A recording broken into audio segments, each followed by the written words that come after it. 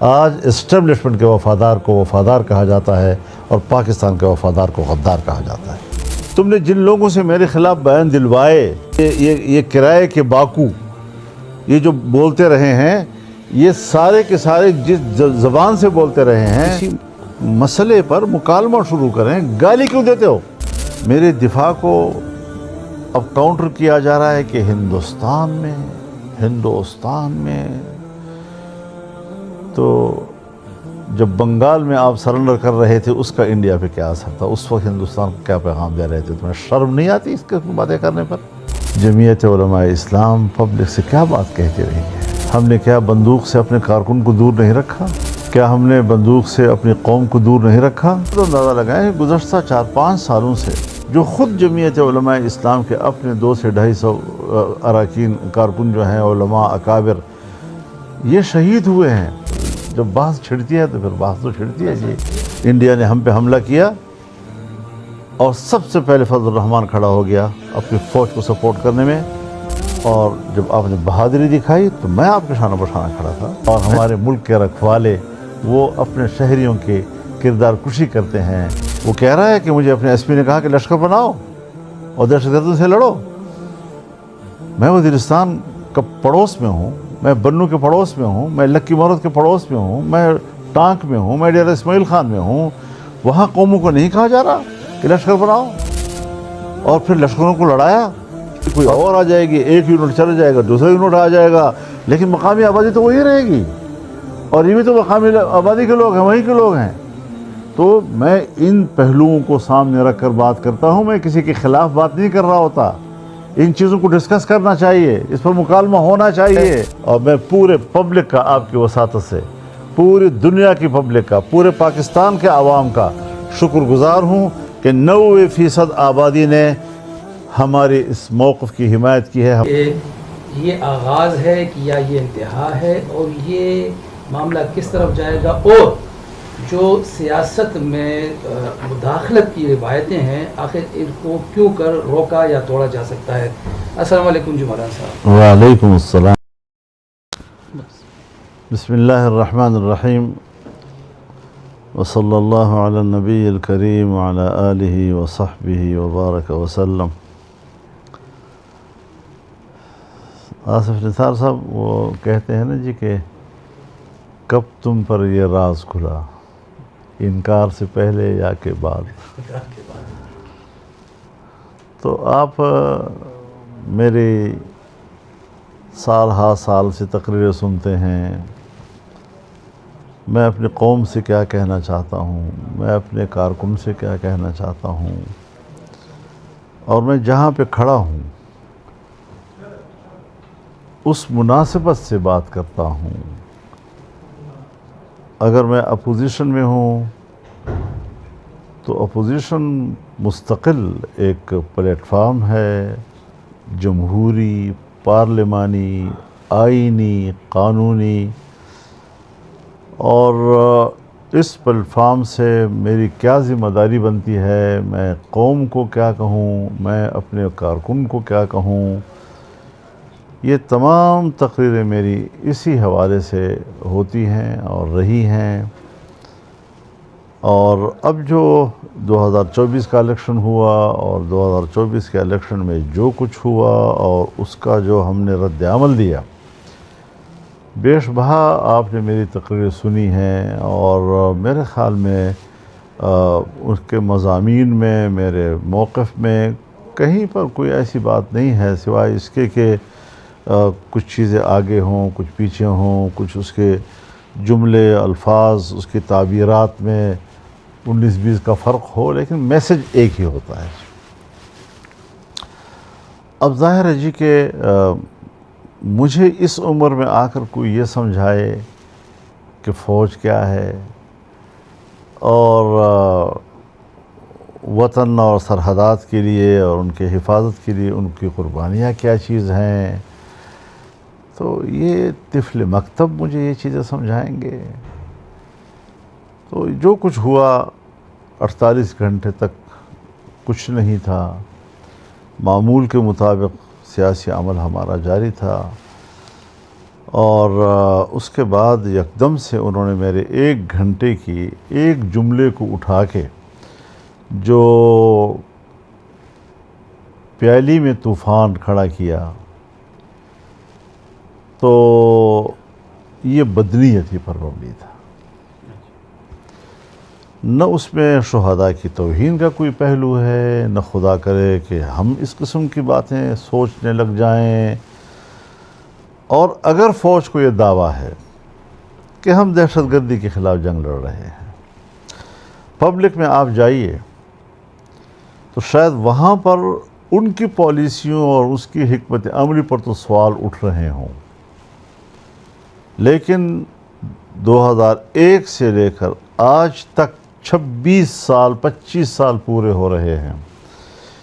کہ جمعیت علماء اسلام کی پالیسیوں کا جو تسلسل ہے، ملک کے ساتھ کھڑے رہنا،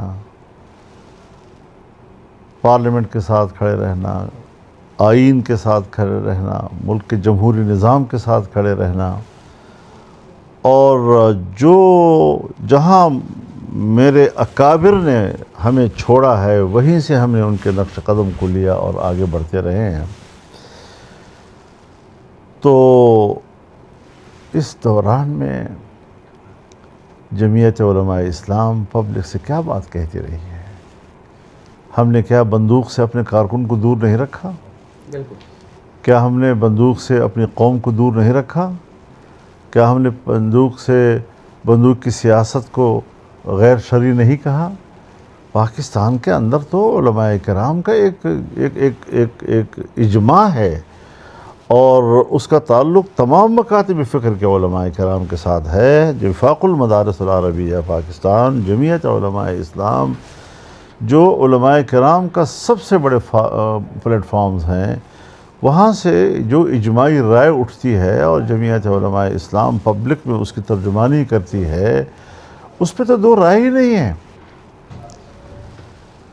اور پھر اس میں آپ خود اندازہ لگائیں کہ گزشتہ 4-5 سالوں سے جو خود جمعیت علماء اسلام کے اپنے 200 سے 250 اراکین کارکن جو ہیں، علماء اکابر، یہ شہید ہوئے ہیں، اس پر آپ الزام لگا رہے ہیں کہ تم نے شہیدوں کے، تو پھر جب بحث چھڑتی ہے تو پھر بحث تو چھڑتی ہے جی۔ تو ہم نے نہ ان کے الزام کو تسلیم کیا ہے، نہ اس کے سامنے کوئی کمزوری دکھائی ہے۔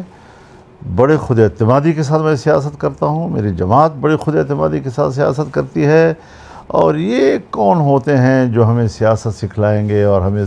وطن کی محبت سکھلائیں گے اور ہمیں شہداء کی قدر و قیمت سکھلائیں گے؟ یہ لوگ سکھلائیں گے؟ مجھے تو حیرت اس بات پر ہوتی ہے کہ ہم اتنے گر گئے ہیں کہ اب ہم ان سے متاثر ہو کر سیاست کریں گے، ان سے مرعوب ہو کر سیاست کریں گے؟ جن کو ہم سیاست سکھانا چاہتے ہیں، جس کو ہم ملک کی قدر و قیمت سکھانا چاہتے ہیں، وہ ہمارے بارے میں اس قسم کی باتیں کرتے ہیں، تعجب ہوتا ہے جی۔ ان حلقوں کا یہ کہنا ہے کہ جی مولانا صاحب کی تقریر سے جو بھارتی میڈیا ہے وہ لوگ بڑا فائدہ اٹھا رہے ہیں، وہ چیز کو پھیلا رہے ہیں، تو کیا ہمارا اپنا بیانیہ، سرکاری بیانیہ اتنا کمزور ہے کہ وہ ایک تقریر کے ایک جملے سے سارا بدل جائے گا؟ دیکھیے، بات یہ ہے کہ میں اپنے ملک کے اندر کو دیکھتا ہوں، اگر میرے بیانیے مجھ پر غلط ایک الزام لگا کے مجھے ایک ابتلا میں مبتلا کرنے کے بعد جب میں نے اس کا دفاع کیا، میرے دفاع کو اب کاؤنٹر کیا جا رہا ہے کہ ہندوستان میں تو جب بنگال میں آپ سرنڈر کر رہے تھے اس کا انڈیا پہ کیا اثر تھا، اس وقت ہندوستان کو کیا پیغام دے رہے تھے؟ تمہیں شرم نہیں آتی اس کے باتیں کرنے پر؟ خود کو ٹھیک کرو، اور جو آپ ٹھیک ہوں گے تو قوم آپ کو مبارکباد دے گی۔ انڈیا نے ہم پہ حملہ کیا اور سب سے پہلے فضل الرحمان کھڑا ہو گیا اپنی فوج کو سپورٹ کرنے میں، اور جب آپ نے بہادری دکھائی تو میں آپ کے شانہ بشانہ کھڑا تھا، میں نے آپ کو تنہا تو نہیں چھوڑا۔ یہ تو آپ ہیں کہ ہم ملک میں آئین کی بھی جنگ لڑ رہے ہیں، ہم ملک کے اندر انصاف کی بھی جنگ لڑ رہے ہیں، اور اس میں ملک کے رکھوالے جو ہیں وہ اپنے قوم اور اپنے شہریوں کی نیتوں پر شبہ کرتے ہیں، اور ہمارے ملک کے رکھوالے وہ اپنے شہریوں کے کردار کشی کرتے ہیں، ملک کے ساتھ ہمدردی رکھنے والے، اخلاص رکھنے والے، اس کے لیے قربانیاں دینے والے، جب ان کے اوپر ہمارے ملک کے رکھوالے جو ہیں وہ شک کی نگاہ سے دیکھیں گے تو پھر تو بحث چھڑے گی نا جی، پھر تو بحث چھڑے گی۔ مولانا صاحب وہ کہتے ہیں کہ اب وہ یہ کہہ رہے ہیں کہ جی ہم نے تو کسی سے نہیں کہا کہ آپ لشکر بنائیں، بلکہ یہ لشکر بنانا تو اگر آپ اپنی حفاظت کے لیے گارڈ رکھتے ہیں تو کیا ہوا ہے؟ کہتے ہیں یہ تو ہر کوئی بینک کے باہر بھی، عمران حسن اللہ صاحب فرماتے ہیں کہ بینک کے باہر لوگ گارڈ رکھتے ہیں تو اس کا مطلب لشکر تو نہیں ہے۔ واقعی کوئی ایسی چیز تھی کہ انہوں نے لوگوں کو لشکر بنانے کا کہا ہے؟ دیکھیے آصف نثار صاحب، آپ پشاور کے رہنے والے ہیں، پرسوں ترسوں کے آپ اپنی صوبائی اسمبلی کے ایک صوبائی اسمبلی کے ممبر جو دیر سے تعلق رکھتے ہیں، ذرا اس کی تقریر سنیے، وہ کیا کہہ رہا ہے؟ ہمایوں خان وہ کہہ رہا ہے کہ مجھے اپنے ایس پی نے کہا کہ لشکر بناؤ اور دہشت گردوں سے لڑو۔ میں وزیرستان کا پڑوس میں ہوں، میں بنو کے پڑوس میں ہوں، میں لکی مرود کے پڑوس میں ہوں، میں ٹانک میں ہوں، میں ڈیرہ اسماعیل خان میں ہوں، وہاں قوموں کو نہیں کہا جا رہا کہ لشکر بناؤ؟ اور پھر لشکروں کو لڑایا، اور پھر ہمارے وہ قومیں، وہ برادریاں جو معتبر برادریاں ہیں، انہی دہشت گردوں کے ساتھ بیٹھ کر ان کو جرگے کرنے پڑے، جن کو آپ ملک دشمن کہتے ہیں، جن کو آپ نے خوارج کہا، جن کو آپ نے ملک دشمن کہا، جن کے خلاف آپ نے جہاد چھیڑا ہوا ہے، آپ جنگ لڑ رہے ہیں۔ جب عام لوگ ان کے ساتھ نبرد آزما ہوئے تو وہ اتنے مجبور ہو گئے کہ بالآخر ان کے ساتھ ان کو جرگے کرنے پڑ گئے۔ اس ملک کے اندر آپ دیکھ رہے تھے، تمہاری ناک کے نیچے سارا کچھ ہو رہا تھا جی۔ اور جب بنگال میں جنگ چھڑ گئی تو وہاں لشکر نہیں بنے؟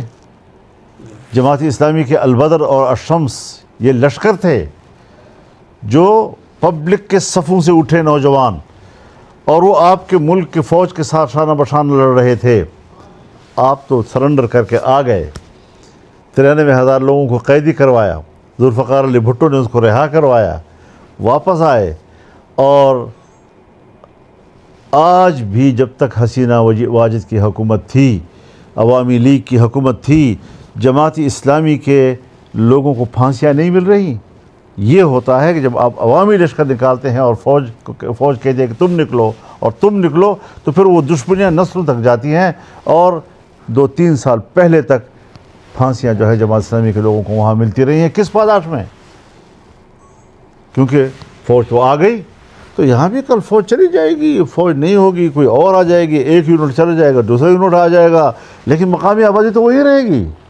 اور یہ بھی تو مقامی آبادی کے لوگ ہیں، وہیں کے لوگ ہیں۔ تو میں ان پہلوؤں کو سامنے رکھ کر بات کرتا ہوں، میں کسی کے خلاف بات نہیں کر رہا ہوتا۔ ان چیزوں کو ڈسکس کرنا چاہیے، اس پر مکالمہ ہونا چاہیے۔ یہ جو حکومت کے نظریے ہیں اور اس قسم کے فلسفے جھاڑتے ہیں اور ہم پر تھوپتے ہیں،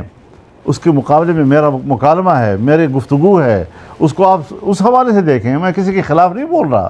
لیکن میں ایک نظریے، ایک طرز عمل، ایک حکمت عملی، اس کو کاؤنٹر کر رہا ہوں اپنی دلیل کے ساتھ۔ تو دلیل کے ساتھ دلیل پہ بات کرو یار، کردار خوشی کیوں کرتے ہو؟ مولانا صاحب، آپ نے مکالمے کی بات کی، اور آپ کی سیاست کا خاصہ یہ رہا ہے کہ آپ کبھی بھی بند گلی کی طرف سیاست کو دھکیلتے بھی نہیں ہیں اور جاتے بھی نہیں ہیں۔ اب جب یہ معاملات ہمیں ایسے لگ رہے ہیں کہ جیسے بند گلی کی طرف چلے گئے، تو کوئی تو راستہ ہوگا، کوئی وے آؤٹ ہوگا۔ آپ کیا فارمولہ پیش کرتے ہیں؟ کیا ہونا چاہیے کہ یہ سارا جو ایک ماحول بنا ہوا ہے، یہ مستقبل میں پھر اس قسم کی صورتحال نہ رہے سیاست میں؟ آصف نثار صاحب، میں آپ کا شکر گزار ہوں، آپ مجھے ایک کریڈٹ دے رہے ہیں کہ میں راستے بند نہیں کرتا۔ میں نے اب بھی کسی کا راستہ بند نہیں کیا، میرے راستے بند کیے جا رہے ہیں، مجھے بند گلی کی طرف دھکیلنے کی کوشش کی جا رہی ہے، تو مجھے دفاع پہ مجبور کیا جا رہا ہے، اور میں اس وقت اپنے دفاع کی جنگ لڑ رہا ہوں۔ سوشل میڈیا پر بھی اگر کوئی جنگ ہے، وہ ایک دفاع کی جنگ ہے۔ پھر مجھ کو آپ تنقید کا نشانہ بنائیں، کوئی کسی مسئلے پر مکالمہ شروع کریں، گالی کیوں دیتے ہو؟ تم نے جن لوگوں سے میرے خلاف بیان دلوائے یہ کرائے کے باکو یہ جو بولتے رہے ہیں، یہ سارے کے سارے جس زبان سے بولتے رہے ہیں، میری حب الوطنی کو مشکوک بنانا، میرے اس وطن کے ساتھ وفاداری کو مشکوک بنانا، میری جماعت کی قربانیوں کو مشکوک بنانا، یہ ساری چیزیں آج تک میں آپ پر اعتماد کرتا ہوں، لیکن اس کے جواب میں آپ مجھ پر اعتماد نہیں کر رہے، آپ میرے مدارس کے رجسٹریشن بحال نہیں کر رہے، آپ میرے مدارس کے اکاؤنٹس بحال نہیں کر رہے، تو تعاون، معاونت، یہ تو عربی الفاظ ہیں اور اس میں دو طرفہ کا ایک تصور ہوتا ہے۔ یہاں ایک طرفہ طور پر ہم آپ پہ اعتماد کر رہے ہیں، ہم آپ کو ملک کا دفاع بھی کر رہے ہیں، ہم آپ کے شہداء کا احترام بھی کر رہے ہیں، اور آپ کی طرف سے مسلسل شکوک، شبہات، کبھی کردار کشی، کبھی کچھ، تو ہم تو پگڈنڈی پہ سفر کر رہے ہیں، ادھر جاتے ہیں تو بھی موت، ادھر آتے ہیں تو بھی موت، ایک طرف جان کا خطرہ، ایک طرف سیاسی موت کا خطرہ۔ تو اس پگڈنڈی میں جمعیت علماء اسلام سیاست کر رہی ہے، لیکن بڑی خود اعتمادی کے ساتھ کر رہی ہے، اور میں پورے پبلک کا آپ کی وساطت سے، پوری دنیا کی پبلک کا، پورے پاکستان کے عوام کا شکر گزار ہوں کہ 90% آبادی نے ہماری اس موقف کی حمایت کی ہے، ہماری حوصلہ افزائی کی ہے، اور آج دن تک بھی سوشل میڈیا پر جمعیت علماء کے کارکنوں کا یا جو عوام کا ایک ٹرینڈ ہے وہ ٹاپ پہ جا رہے ہیں، ہر لمحے پبلک کی حمایت ہمارے ساتھ جا رہی ہے، انہوں نے سرکاری سارے جو ٹرینڈ تھے ان کو ڈبو کر رکھ دیا، پیچھے دھکیل دیا، ڈیلیٹ کرانے پہ مجبور کر دیا۔ یہ ہے وہ حق کی آواز جس کو غائبانہ طریقے سے ایک سپورٹ مل رہی ہے، اور جب اس قسم کی سپورٹ ملتی ہے جہاں ہمارے پاس کوئی فنڈ نہیں ہے ڈیجیٹل میڈیا کے لیے، 1 روپیہ کا فنڈ میرے پاس نہیں ہے ڈیجیٹل میڈیا کے لیے، اور ان کے ہاں اربوں روپے جو ہے وہ مختص کیے جاتے ہیں اس کام کے لیے سرکار کی سطح پر بھی، اور وہ بھی فیک آئی ڈیز پہ۔ جی بالکل، فیک آئی ڈیز کو چلانے کے لیے اور ہمارا جواب دینے کے لیے اربوں روپے جو ہے مختص کیے جاتے ہیں۔ ان فقیروں نے خالی جیب ان کا مقابلہ کیا ہے، اور یہ دلوں کو پلٹنے والا اللہ کی ذات ہے۔ کیسی دنیا کی دلوں کو پلٹا ہماری طرف، کیسے ہماری نصرت فرمائی، کیسے اور اسی کو کہتے ہیں اللہ کی نصرت، اور اللہ کی نصرت سے ہم نے یہ جنگ جیت لی ہے۔ جی مولانا صاحب، سیاسی جماعتوں کا اور حکومت کا کردار آپ اس تمام تر تناظر میں اور 2024 کے الیکشن کے ریزلٹس اور اس کے تناظر میں پاکستان کی سیاسی جماعتوں کا کردار تو کیا عوام کی نظر میں مشکوک نہیں ہوتا جا رہا؟ کبھی ایک جماعت کندھا پیش کرتی ہے، کبھی دوسرا پیش کرتی ہے۔ سیاسی جماعتوں کے لیے آپ کیا لائے عمل تجویز کریں گے کہ مستقلاً اس یہ تو حضرت ہمارا یہ ہمارا المیہ ہے، اس میں کوئی شک نہیں، یہ ہمارا المیہ ہے کہ ہر مارشل لا کو اور ہر ڈکٹیٹر کو سیاستدانوں نے کندھا فراہم کیا ہے۔ اور ایک لمبی تاریخ ہے، 58 سے مارشل لائیں لگی ہیں، اور اس سے پہلے نیم مارشل لائیں لگی رہیں، اور ہمارے سیاستدانوں نے ہی جاگیردارانہ سیاست، سرمایہ دارانہ سیاست، اور ان طبقوں نے ان کو سہارے بخشے ہیں، اور آج بھی کوئی فرق نہیں آیا۔ جنیجو صاحب نے سہارا مہیا کیا، اس کو ہٹایا گیا، ان کی کوکھ سے جناب میاں نواز شریف صاحب نکل آئے، انہوں نے سہارا دیا۔ جب وہ معطوب ہو گئے اور مشرف کا زمانہ آ گیا تو چودھری شجاعت حسین صاحب انہی کے کوکھ سے نکل آئے، اور وہی سلسلے اب تک چل رہے ہیں۔ تو اب وہ ملک کے سیاستدان ہیں اور وہ ملک کے وفادار ہیں، تو میں حضرت بڑی بے ادبی کروں گا اس وقت آپ کے سامنے، اور ذرا تھوڑی سی سخت بات کرنا چاہتا ہوں کہ انگریز کے دور میں انگریز کے وفادار کو وفادار کہا جاتا تھا، ہندوستان کے وفادار کو غدار کہا جاتا تھا۔ آج اسٹیبلشمنٹ کے وفادار کو وفادار کہا جاتا ہے، اور پاکستان کے وفادار کو غدار کہا جاتا ہے۔ مولانا صاحب، آخر میں یہ بتائیے گا کہ یہ جو ہمارے سیاسی جماعتیں ہیں، یہ لوگ آپ یہ نہیں سمجھتے کہ انہوں نے اپنے آپ کو ایک دائرے میں قید کر دیا ہے، اور اسی دائرے میں ایک کے بعد دوسرے کی باری آتی ہے، کبھی تخت کی کبھی تختے کی؟ تو اس صورتحال میں اس وقت جو سوشل میڈیا کا کردار اگر میں آپ کے سامنے لاؤں، پہلے ایک روایتی میڈیا ہوتا تھا، کنٹرول ہو جاتا تھا، اب ہم نے دیکھا ہے کہ سوشل میڈیا کسی کے کنٹرول میں نہیں ہے۔ تو آپ کیا سمجھتے ہیں کہ سیاسی انقلاب میں اس سوشل میڈیا کا کردار پھر کیا ہو سکتا ہے، اور سیاسی جماعتوں کو دباؤ میں لانے کے لیے کہ وہ اپنے یہ پرانے جو طریقہ ہے یا پرانی سیاستیں چھوڑ دیں، اس میں نوجوانوں کا سوشل میڈیا کے کردار کو آپ کس نظر سے دیکھیں گے؟ میں اس میدان کا آدمی نہیں ہوں، مجھے ڈیجیٹل میڈیا پر کوئی مہارت نہیں ہے، نہ میں اس کے بارے میں کوئی حتمی رائے پیش کر سکتا ہوں۔ ہمارے یہ نوجوان زیادہ بہتر جانتے ہیں اس ساری صورتحال کو۔ میں تو پرانی باتیں کروں گا اور اسٹیبلشمنٹ کو نصیحت کروں گا کہ سیاستدانوں کو دبانے کے لیے صدیوں پرانے فرسودہ دقیانوسی حربے استعمال کرنا چھوڑ دو، نئی دنیا میں ہو، نئی دنیا کا انداز اختیار کرو اور بات کرو سلیقے سے۔ آخر میں مولانا صاحب یہ بھی یہ سیکنڈ کیا حکومت کی طرف سے، یعنی جب معاملات گرم ہوتے ہیں تو پھر حکومت ایک کردار ادا کرتی ہے، کیا حکومت کی طرف سے ابھی تک کوئی ایسی کوشش یا کاوش یا رابطہ ہوا ہے دونوں اطراف کے ساتھ کہ بس؟ بالکل بھی نہیں ہوا، اور اگر کسی سطح پر ہوئے بھی ہیں تو وہ کوئی ایسے لیول کے نہیں ہیں کہ جہاں پر کوئی حتمی فیصلہ کیا جا سکے، ایک انگیجمنٹ کسی درجے میں رابطے کے لیول پہ تو، لیکن جس لیول پہ بات ہونی چاہیے اور جہاں پر مسئلہ حل ہو اس لیول پر ابھی تک کوئی بات چیت نہیں۔ ناظرین، آپ نے دیکھا یہ مولانا صاحب کی پریس کے ساتھ ہم کہہ سکتے ہیں پہلی بات چیت تھی، اور انہوں نے کہہ دیا کہ بند گلی میں معاملات وہ نہیں لے کے گئے، بند گلی میں ان کو دھکیلا گیا۔ اب جن قوتوں نے ان کو بند گلی کی طرف دھکیلا ہے، اب یہ ان کی ذمہ داری بنتی ہے کہ وہ اس بند گلی کا راستہ کھولیں، ساتھ میں حکومت کا کردار بھی یہ معاملات سلجھانے کے لیے پھر حکومت کردار ادا کرتی ہے، اور بدقسمتی سے ہم نے دیکھا ہے کہ حکومت کی طرف سے بھی ایسا کوئی سنجیدہ کردار سامنے نہیں آیا۔ تو لگتا ایسا ہے کہ آنے والے دنوں میں ملکی سیاست یہ مولانا صاحب کی قصور کی تقریر کے ارد گرد گھومتی رہے گی۔ اگلے پروگرام تک کے لیے پھر ہم آپ سے اجازت چاہتے ہیں، اور ملیں گے کچھ دنوں بعد، شاید کچھ تبدیلیاں ملک میں آ چکی ہو یا ملکی سیاست میں آ چکی ہوں گی، اس وقت تک خدا حافظ۔